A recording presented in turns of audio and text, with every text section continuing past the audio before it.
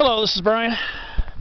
Today is a beautiful Sunday, April 11th, 2021, and I'm in the Angeles National Forest, parked along Angeles Crest Highway at mile marker for California 2, which is Angeles Crest Highway, mile marker 3168.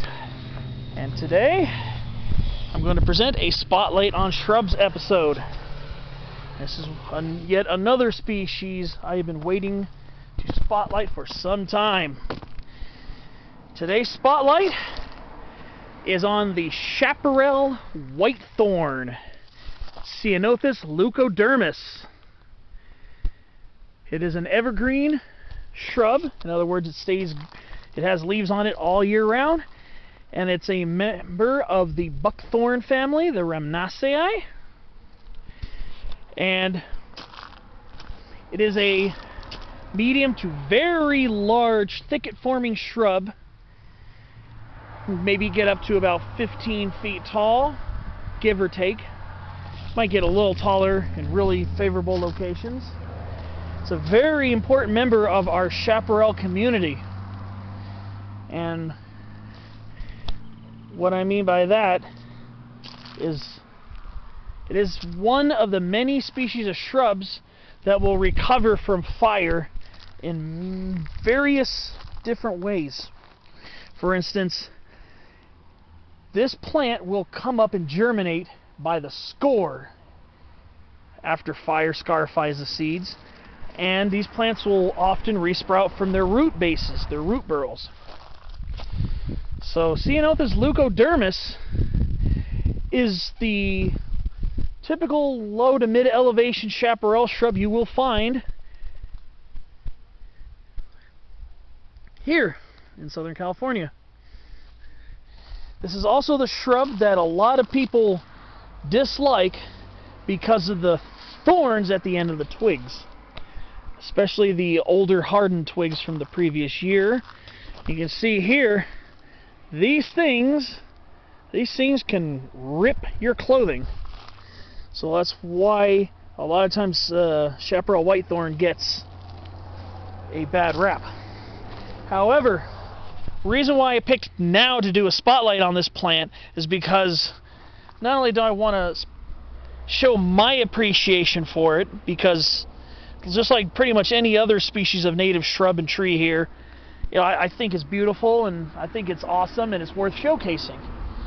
But also, the reason why I specifically picked this time of year is because of the beautiful, absolutely decadent blossoms that this shrub produces. So most of the year, people might think of this as just that plain looking shrub with the sharp thorns on it. Well, for a short period in the spring months, this plant will blow your mind with its natural beauty. So I did a spotlight last week on a close relative, no, 2 weeks ago I should say, on March 28th, on mountain whitethorn, Ceanothus cordulatus. So this is one of those related species. Very similar morphology. Light colored bark, thorny twigs.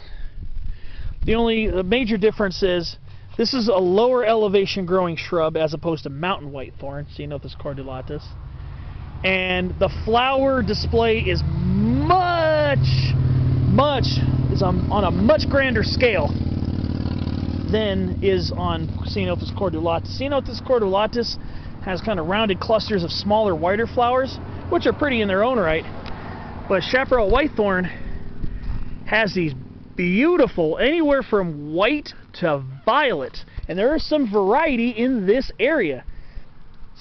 And they come on these long panicles, and they do have a slight fragrance to them, but enough of these flowers will have that fragrance carry on the wind. So, being parked here, I chose this area. I mean, there could have been some other areas I could have chosen, but this area has quite a few specimens. I actually had a really hard time picking out a spot to spotlight this beautiful shrub. So that's the one I was just visiting right there. And then we got that one there with more of a whitish flower. That one seems to have more of a whitish panicle. And then we got some more with variable colors. Some of the inflorescences can border on kind of a grayish color too. Kind of interesting.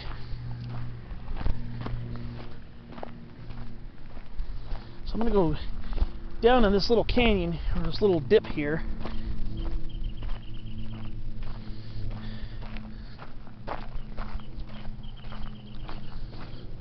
I would say we're probably about 3,000 feet in elevation, but the elevation of this shrub can range from near 1,000 feet, maybe lower, up to well above 6,000 feet. I've seen it well above 6,000 feet before, so there is a possibility that it might integrate with Ceanothus leucodermis.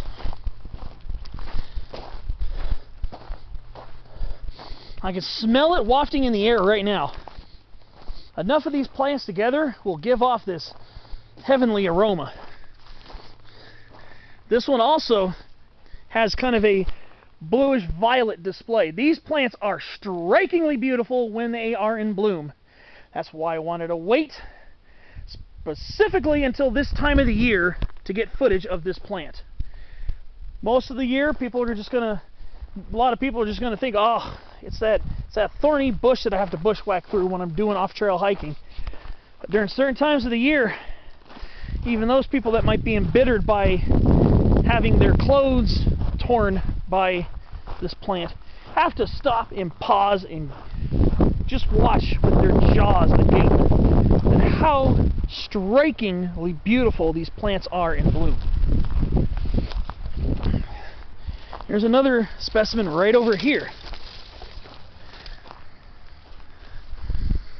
So some of these plants can take on an electrical blue hue to them that is even 10 times more striking than these right now, especially in a good rainy year. I remember when I hiked up Santiago Peak from Indian Truck Trail in April of 2017, I remember there were some unbelievably electric blue, electric purple, electric colored blossoms on the Chaparral Whitethorns up along Main Divide Road. This plant put on basically an electrical blue display. Just absolutely astonishingly beautiful. So, we're talking about the pale color of the stems earlier. Well, the bark is kind of a palish color, hence the name leucodermis, which means literally in Greek, white skin. White skin. The bark kind of has a kind of palish, not exactly, well, I would say more of a lightish greenish, sometimes with a little tinge of orange, but very light colored bark, which also Ceanothus leucodermis, its relative, has.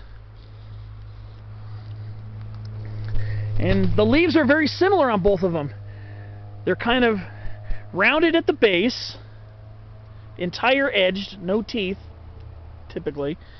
Kind of wider at the base and narrower at the tip. Leaves are relatively small. And since this new spring growth, this stuff will harden off later on, and the end of each twig will have a thorn on it. So again, this plant is very, very painful to bushwhack through. I've had the experience in the Santa Ana Mountains of taking a use trail from Main Divide to Santiago Peak, and there were scores and scores and scores and scores of this plant. And I don't know how I made it up without getting completely shredded. But this is a very important member of our chaparral community. It's one of the first species to colonize after a fire disturbance. In this area, it looks like it had some effect by the 2009 station fire. And I've seen a lot of saplings in areas that have burned recently, like in the Santa Ana Mountains, even areas that were affected by the 2018 holy fire. There are already Chaparral Whitethorn bushes that are about 2.5 feet tall already. So they grow quickly and reestablish very rapidly after fire. So after these bloom, they're going to develop these seed capsules that are kind of rounded, I'd say almost hemispherical, and kind of warty on the top. This is way too early. Like I said, I wanted to be here to see the blossoms of this magnificently beautiful plant. But then what happens is those seed capsules will ripen, then they'll pop open, violently exploding and sprinkling the seeds all around, just getting ready for the next time they get scarified by the next brush fire.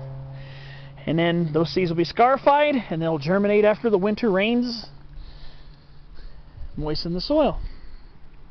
And then what's left after the seed capsules explode, all you have are these little rounded seed capsule bases here. So you'll see these a lot on pretty much most of our Ceanothus species anyways. But just look at that. At the very lowest elevations, a lot of times you'll start seeing blossoms as early as March. Then you come up higher, like here, around 3,000 feet in April. Around 6,000 feet, it'll probably be more like late April and May. And at the highest elevations, May and June maybe. So being around 3,000 feet, we have basically hit peak bloom. Just a spectacularly beautiful shrub. Very important member of our chaparral and woodland communities. And you will find them sometimes in the understory of woodland and sometimes underneath conifers. Like here we're kind of in a coast live oak, that's coast live oak, California laurel, woodland / chaparral interface. So common associates of the venerable Chaparral Whitethorn. Of course, again, live oaks, California laurel. Disturbed sites, especially during re-sprouting after a fire. Thick-leaf yerba santa. And of course, the shrub that was right next to this last one I was visiting, hollyleaf cherry, toyon, chamise, and other species of Ceanothus, like Ceanothus leucodermis variety macrothyrsus, the southern deerbrush, Ceanothus crassifolius variety crassifolius, which is growing just upslope there. The ones with the white, the palish whitish flowers, because they're past peak, those are hoary-leaf Ceanothus. And refer to my video on Ceanothus crassifolius variety crassifolius for some more information about that one in particular. But I just really could not wait to get this spotlight video in. Now I do apologize if there's a lot of highway noise. The Angeles Crest Highway is just right up there. But just could not wait to get this spotlight done. I just could not wait to get in here and find a spot. I want to find a spot where there were a lot of shrubs. There are a lot of turnouts along Angeles Crest, and sometimes you'll have a bush or two along the way. But I really wanted to show off a spot that had several of them. Like I said, they can get quite big, up to about 15 feet tall or so, maybe even a little taller perhaps, in really good conditions on north-facing slopes and woodlands maybe. But be assured, most of the time, once they've had time to grow, they will get quite a bit over your head. But let's go over, let's see if I can make it over there. Maybe not. And yeah, you can see some of them kind of have a whitish, some of them have an electrical purple blue hue to them. These ones tend to have a little bit of whitish in them.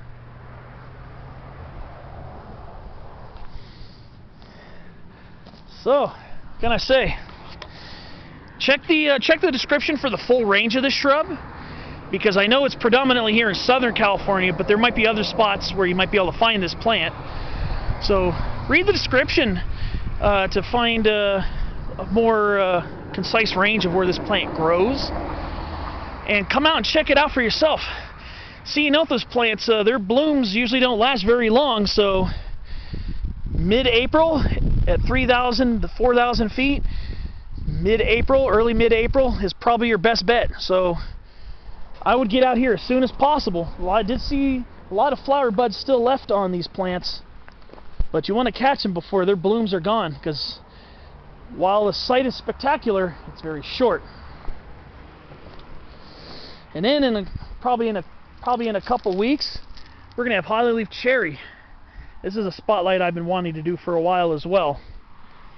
But that's another video for another time. So that's gonna basically wrap it up for this video. I really enjoy being around this shrub.